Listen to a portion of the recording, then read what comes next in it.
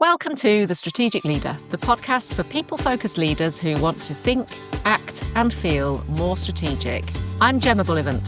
And I'm Fee Craig. In this series, we're tackling the big, hairy questions shaping the world of work and exploring how to respond with strategic clarity, not just strong opinions.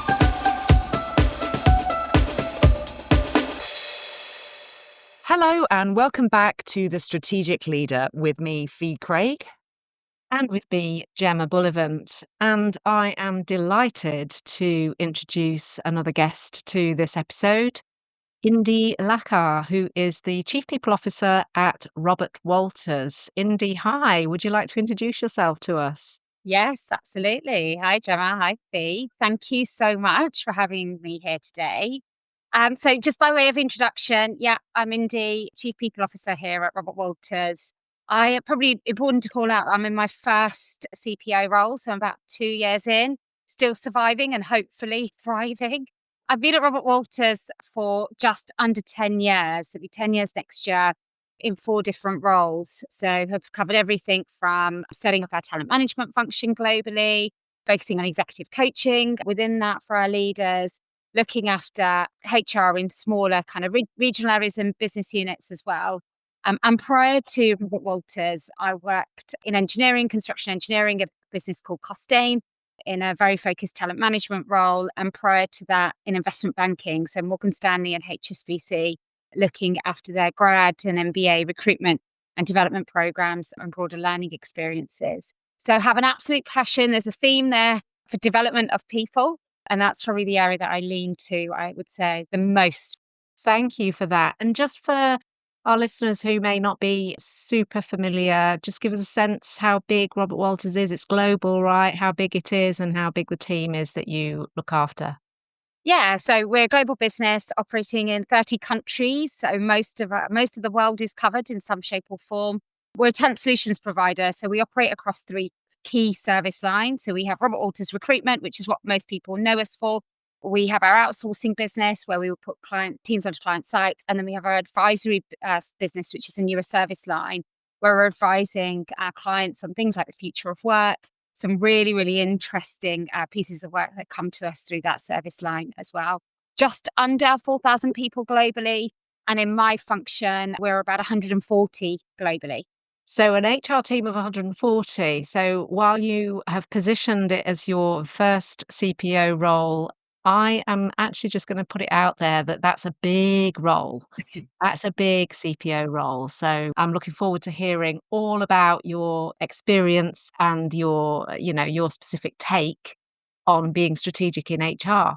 Because our theme for Series 4, as we all know, is big, hairy strategic questions. We thought we'd actually have a look at what being strategic in HR really means. So that's our big, hairy strategic topic. We may or may not land on the actual question by the end of the episode, but let's use that as our frame. And Indy, maybe start there, shall we? What does being strategic in HR mean to you? Yeah, nice. Big question. No pressure. So I would say Just a couple of bullets will do the answer. Yeah, absolutely. So I'm gonna do what I call at work Indyfy this. So this is not gonna be the professional technical description, but definitely Indy's version. I'll probably start by saying, certainly in my tenure in HR, which is kind of I've stopped counting, but probably close to 25 years now, we are at all levels of HR told to be more strategic. I don't think it was any different when I first started out in HR to what it is today. But there's very little guidance on what that actually means in practice. And so I probably admit quite vulnerably, I've probably learnt the hard way. So I've probably started out in my early days trying to go maybe a little bit more technical and try and find the academic definitions and try and pursue that. And then I couldn't quite understand how I could bring that to life in reality through to, I guess, where I am today, which is really simple. So I by no means feel that I've cracked it. But ultimately, what are we in HR here to do? For me, it's about really aligning the approach that we're taking with the business priorities And so typically in most businesses, that starts with some form of business strategy. And if it doesn't, because I've also worked in those environments where the business strategy maybe isn't as clear cut, actually it's an opportunity, I think. And here's the win for HR, it's an opportunity to influence it. And so we don't need to wait for the strategy to come to us to figure out how to be strategic. We can use our voices to really think about actually how can we shape it through our people, because people are ultimately what are going to drive success for the business. So for me, that's what I'm always thinking about. How do we drive performance? How do we drive organizational success through our people? And then taking into account the internal, the external context and environment and economic climate to a certain extent that you're operating within, because you've got to make the practices that you will come up with or initiatives that you will come up with or plans or thoughts around being strategic marry up with the environment that you are operating within.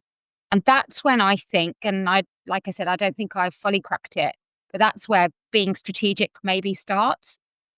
And so for me, there's probably two questions I would say that I'm always reflecting on. And the first question is, what do we in HR really need to focus on to enable the business to achieve its strategy and what it's looking to achieve? And I think the reality of the world that we're living in today means that that can change. So you might have a plan. We've all been in those environments, and I'm guilty of it. Of you put your plan in place in January and you really hope it sticks to plan by the time you get to December. But unfortunately, the world doesn't work on a 12-month cycle. And this crazy world that we're living in right now means that things are changing constantly. So I'm constantly reviewing, are we aligned where the business is and what it's trying to achieve? And then probably filtering it down a little bit further. The second question I would ask myself is, what are the top 3 to 5 things that we have to deliver on to drive value and impact? And that word value is a really important one. I think in HR, we maybe don't talk about it enough, certainly through the HR industry. I didn't hear too much about value and the value chain and value to stakeholders, and stakeholders being anyone and everyone that our business and its services can impact, right? Internally or externally. And so value and outcomes we are trying to deliver, I think, is also a key part of being strategic. Thank you for that. That's such a great, rich answer that maybe we can dive in on a couple of those points and explore a little bit more. I love the headline question that you start with. You've said 2 questions, and I think we'll take those in turn. The first one being, what are we here to achieve? And it's such a simple question, isn't it? But it's actually a really difficult question often to answer. How do you tend to go about answering that question? It starts with relationships, actually. That's probably where I would start. How do we understand what the business is really trying to achieve? And actually, that's not an academic question that you just go out and ask. Because sometimes the reality is many of our stakeholders we work with are still trying to answer that question for themselves. So for me, I really believe, I mean, we're in the people business, right, in HR, but as part of that, how do we build connection and rapport so that our stakeholders really open up to us? And when they do open up to us, and that's not selfish or political, that's actually creating the right level of whether it's safety, comfort, environment, to then just have a really open conversation around, okay, in your business area or in your function, if things are going really well, what does that look like? What does good performance? We hear so much around having a high performance culture, for example. What does a high performance culture look like? Again, that's not an academic description. That's really getting to the root of what success looks like, essentially. How do we define success? And so, actually, by asking the right questions, investing in relationships in the right way, which is a bit more of the long game as opposed to Mm, transactional touch points, actually, you start to hear about what's really important. And mm, and unfortunately, or fortunately, it's not a one size fits all. And so typically in HR, again, we will build out plans or strategic plans that touch on, and I've been guilty of this as well, right? We've got to fix performance management. We've got to fix learning and development. And we look at it through an initiative lens. But actually, if we listen really deeply and we ask good questions, Our stakeholders will tell us the answers. We're here to facilitate and enable it. It's essentially our role. And make sure we obviously do things in the right way, stay compliant and all of that good stuff. But I think for me, it starts by listening and asking the right questions. That's taken me time to learn that, if I'm really honest. But that's so great to hear. And we've talked extensively in previous series about skills of asking questions and this sort of hump that I think people go over in their career or sometimes get a little bit stuck on, which is my value comes from knowing the answers Yeah, to actually my value comes from asking great questions, because there's a point at which you can't know the answer because, as you said, even if we're trying to follow a strategy, the business strategy could be constantly changing and we have to adapt with it. So it's not about having the answers, it is about asking great questions. And I think that can be quite a difficult thing to get your head around. So that's really lovely to hear you say that. Of course, that does demand great listening and that, but listening and asking great questions builds relationship. And I guess just to go back to that point you made earlier, which I thought was great from a strategic lens, which is what are the top 3 to 5 things here that are really going to deliver value? Because there's all sorts of things we could do. The to-do list is probably incredibly long, but which are the most important? And by listening to and building those relationships with your stakeholders, you're going yeah, to build a clearer picture of which ones they are. And it's going to help you prioritize and narrow down, isn't it? Because, I'm sure there's everything needs fixing or everything could be improved, but you can't do everything. So which one? Do you yeah, just put them out of thin air, or do you go for the low hanging fruit, or do you listen to the rest of the business and go, what, you tell me what's going to make the biggest difference in your area? So yeah. I really like bringing together all those themes that you're talking about. Oh, yeah. I guess probably what's brought it to the forefront for me, specifically in this role, is it's been so different compared to other industries I've worked in. And so, what is different is that we are in the business of selling relationships, is ultimately what we are doing.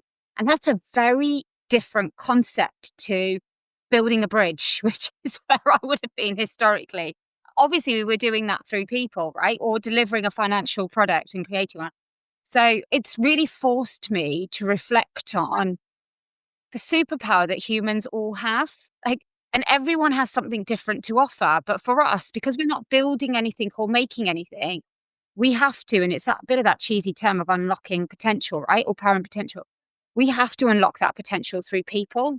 And so if we can't do that internally with each other, how are we meant to then sell that as a product externally to our customers and deliver value?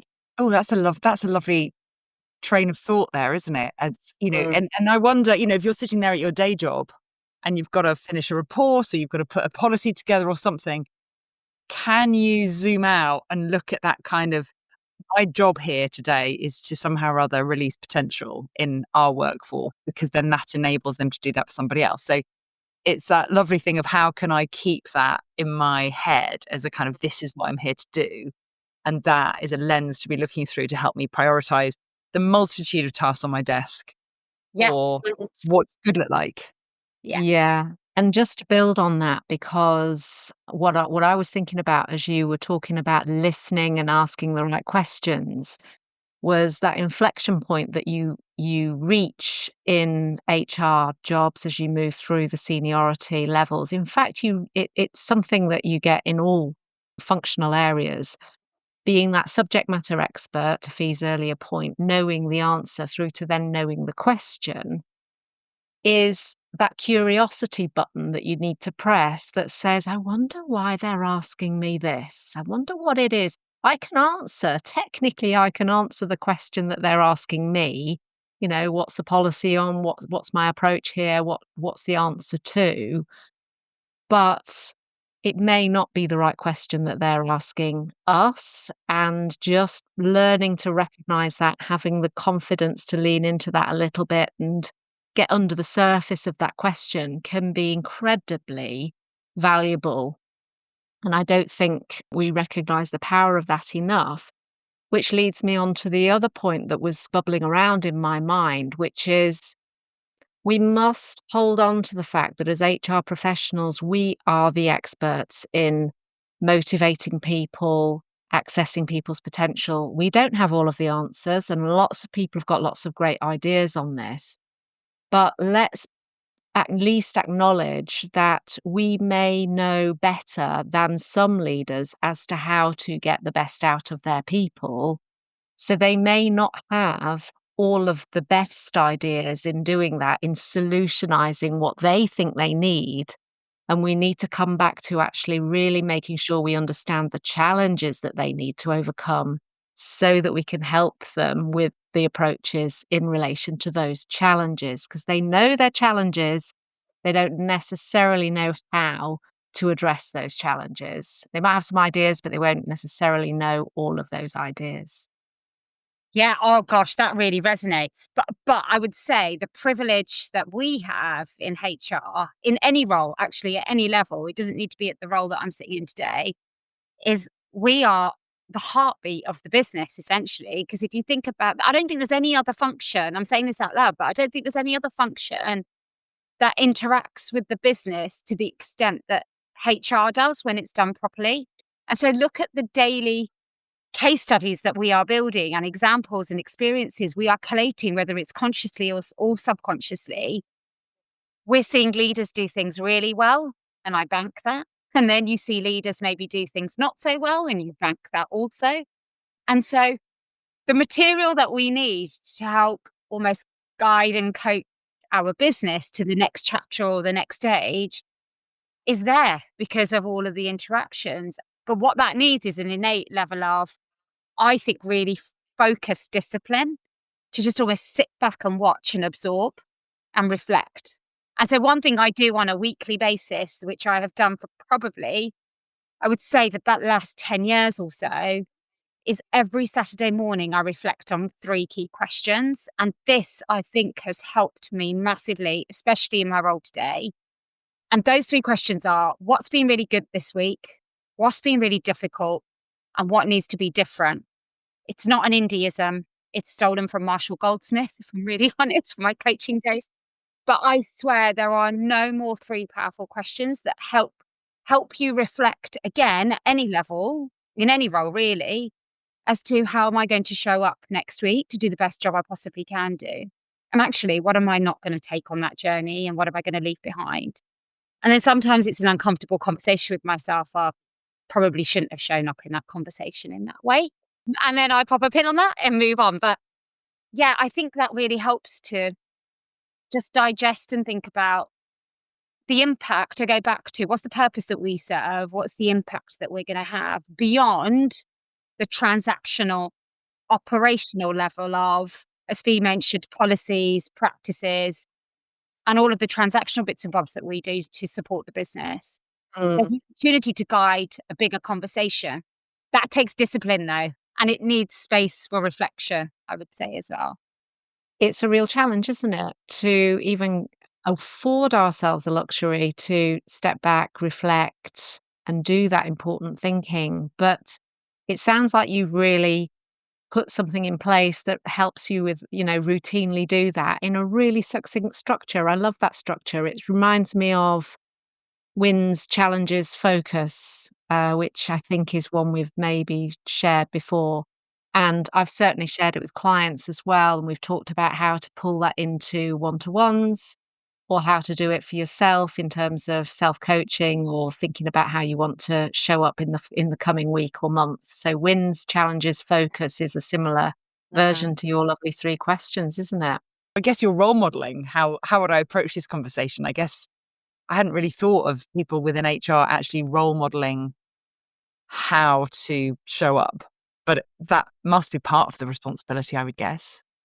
Yeah, it's like I said, we're collating content without realizing it on a daily basis. And actually, I go back to using that word privilege of having access to so many great examples, which I'm not sure kind of any other employee in any other function would get access to as much as we do. So actually, how do we use that to our advantage to then drive value back into the business? And so quite often when I'm speaking to leaders across our business, they're quite curious around, so what's so and so doing on the other side of the world? Or where have you seen it done really well, Indy? And it's really important that we, what's the right word? Maybe pay it forward or share some of that success. I think sometimes we don't create enough space to do that. But going back to that point on reflection, that is something I'm super passionate about. I think having kind of the coaching piece in my toolkit has been a huge gift. And what we can then do as HR professionals is, like you said, Fee, we can create that space for the people that we work with. Because again, so often, and I've seen this in varying roles in HR, we are typically in these roles because we aim to please and we want to be of service to people. And so when people come to us, call them stakeholders, internal customers, whatever we want to refer to them as, when people come to us and ask for support, we typically want to say, yes, we can help. Mm. Actually, I think a big part of being strategic is how much you say no to say yes to what. Oh, that's so interesting to me. As I said, I don't have an HR background, but I've obviously come across many HR people in my time. And I have often thought, is this the role for people who want to help other people? Yeah. And therefore, and how does that play into strategic? Because being strategic is, one of the definitions that we've shared before is knowing what to say no to. We are doing these top 3 things, these top 5 things, and therefore we're not doing the other things, or they're being deprioritized. And therefore I'm going to have to say no. Yeah, I'm really interested in how saying no, and is it harder for people who want to say yes to say no? I mean, I find it quite easy to say no because I'm quite happy to be sort of stroppy and unpopular. But I know that I'm quite unusual in that, and it's a professional skill to be used wisely, of course, with judgment. But it does Well, seem to go hand in hand with being strategic, doesn't it? yeah, I think it goes back to what you were saying earlier, Indy, about relationships.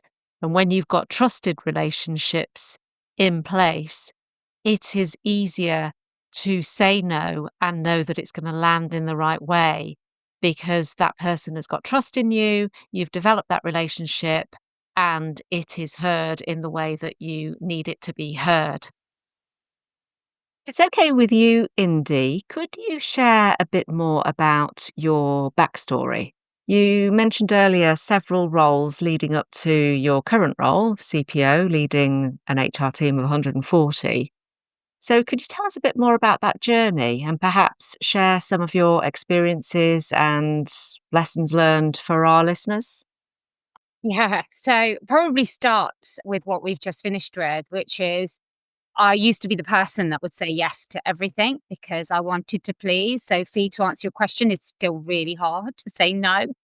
Um, and from a background perspective, I'll actually go personal background to bring it into professional because it might just help to bring it to life. So, from a personal family background, I come from probably quite an altruistic family environment where my grandparents sort of came over at quite a young age. It was all about just supporting people that were coming over from India. I'm Indian by background. And that has kind of stuck within our DNA in the family. Just help whoever you can, because if you put out good in the world, not that you do it to receive good, but Mm. it makes the world a better place. And so, yeah, I'm not sure. I can't quite figure out if you like helping out people, you should definitely be in HR. I'm still trying to sort of work that and navigate that one out. But I would say kind of my early days at Robert Walters, the biggest difference between then and now is it felt like I was just designing and delivering one initiative after another.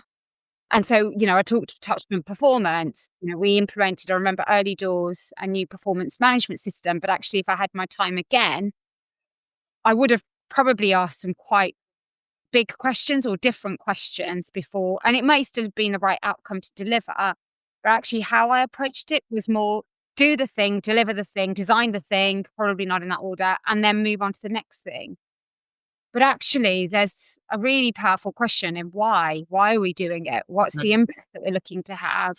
What's the outcome that this is going to deliver? And actually, sometimes again in HR, I think we can keep the outcomes contained to an internal focus or lens. But actually, ultimately, every business is in business to deliver something to a customer that is typically external. And so, actually, how do you stretch that question of value to beyond internal to then external impact? And actually, if we are genuine in the business of delighting and pleasing our customers and delivering outstanding service quality, what needs to happen internally for our people to deliver that?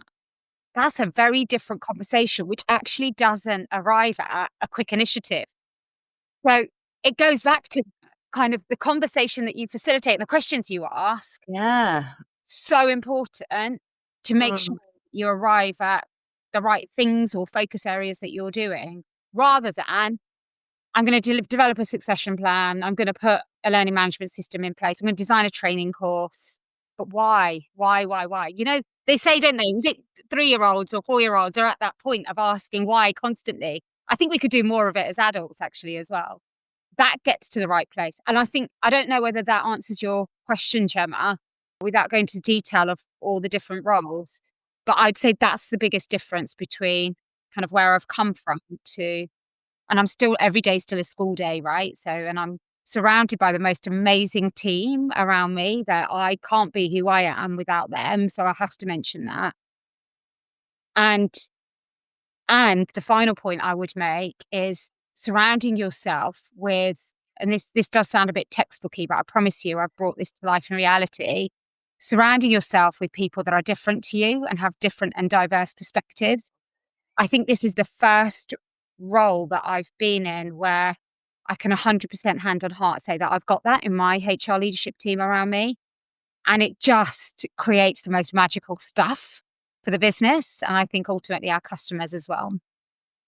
That's hugely interesting to me. I'm from a team coaching perspective. It's, that's a whole nother thing I'd love to talk about. But I love, what you just said before that, picking up on what we talked about earlier, because of the insight you've got, all of the stories, all of the issues that have come to you over the time, and the insight you've got about what's actually going on in the business across the whole business.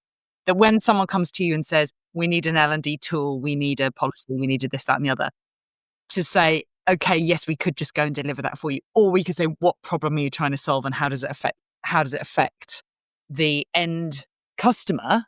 And that helps you to prioritize. It helps you to say no to things. It helps you to keep that outcome in mind rather than just, initiative, like you say, initiative. So it links back to so many things. Yeah. It gives you a good reason to have a conversation around no, doesn't it? Which is like, it's not to say it's not a great idea, it's not to say we wouldn't love to do it, but there isn't a clear link between implementing this and the outcome, the difference it's going to make, and how that difference is going to be played out to our end user, which effectively is ROI, basically, isn't it? And then it's Yeah. asking those tough questions, being willing to say no, having a good reason to say no, and keeping one eye on ROI. I'm sure a lot of those ideas have cropped up in terms of strategic thinking. Mm. And when when we talk about saying yes and saying no, what we often say as coaches and Fee, and I know I've heard you say this, and I certainly say it as well as a coach, is when you're saying yes to something, what are you saying no to? Mm. And that's such a powerful question, isn't it? Because we can't do everything. We are saying no to something. It might be something to do with our own personal well-being and time, but it could be that we're letting somebody else down by saying yes to that thing because there are only so many hours in the day. There's been some fabulous, fabulous stuff there, Indy. We're sort of coming up to time, and I just thought it would be helpful to recap a couple of those really powerful tips and techniques that you've shared with us in this conversation. What really stands out to me were those two questions that you shared. What are we here to achieve? Are we aligned to that? And what are the top 3 to 5 things we're doing to drive value and impact? I've written those down. I think they are fabulous questions. Fee, anything you want to remark or point out? Oh, Reflect yeah. on? So many. I just love the fact that if you are keeping those 3 to 5 things in mind, it's just, I can just see somebody asking you, like some board director from elsewhere in the business going, well, what are you doing over in HR? And you've got, actually, these are the 3 to 5 things that I'm doing to deliver value. What a great answer to be able to have on the tip of your tongue if you're clear about it. So that's great. I guess I'm really struck by this fact that this bank of evidence, that you've got this bank of content, and how you can use that to hold really firm in your conviction of what's actually happening in the business and what needs to happen, because everybody else gets to see a slice of that pie and they're very familiar with their slice, but they don't see the whole pie. And HR, like you were saying, is unique in that it does see the whole internal pie. but it can't only see the pie. It has to see, I don't know, what lies beyond the pie. This is where my metaphor breaks down. But you have to be aware of the end customers, the end clients at beyond the pie. And so keeping that sense of perspective, like 360 view of all of the internal workings. And okay, and what does that, if the internal workings operating really well, what does that mean for our end customers? Because that's where the business success comes from. So yeah, there's so many, and I love the reflection piece as well. Have you got any more? I mean, you've given us so many fabulous snippets. Have you got any more sort of phrases, beliefs, kind of little gems that you want to share with us to wrap up today? Because you've given us some fabulous ones.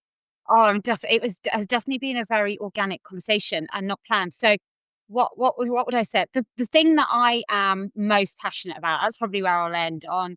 And the thing that is my guiding anchor in life is I just always focus on making sure that I'm doing the right thing. And sometimes doing the right thing is the harder path to take.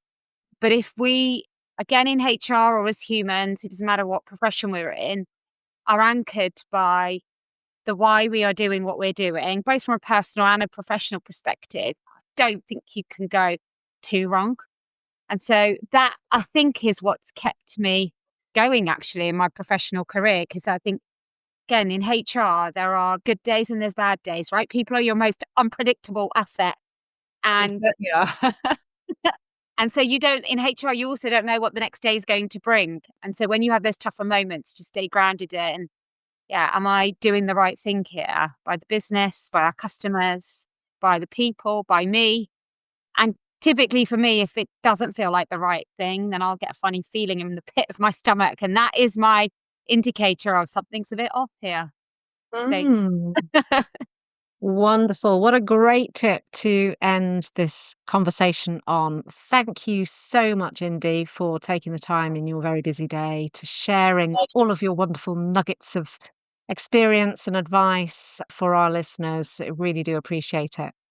oh, thank you so much. It's been fantastic. And if I can help anyone that's listening in any shape or form, please message me on LinkedIn. More than happy to connect.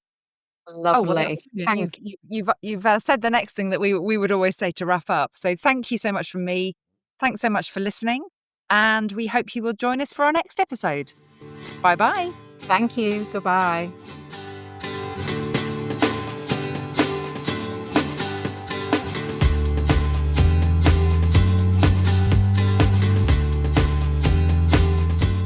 Thanks for listening to this episode of The Strategic Leader. We'd love it if you could subscribe or maybe share with a colleague or just leave us a quick review. And if you have a big, hairy question you'd like us to explore, or perhaps a strategic dilemma you're wrestling with, just drop us a line, gemma@gemmabullivant.co.uk. And remember, having a strategic viewpoint doesn't necessarily mean having all the answers. It's more about asking better questions, broadening your view, and staying curious. We'll see you next time.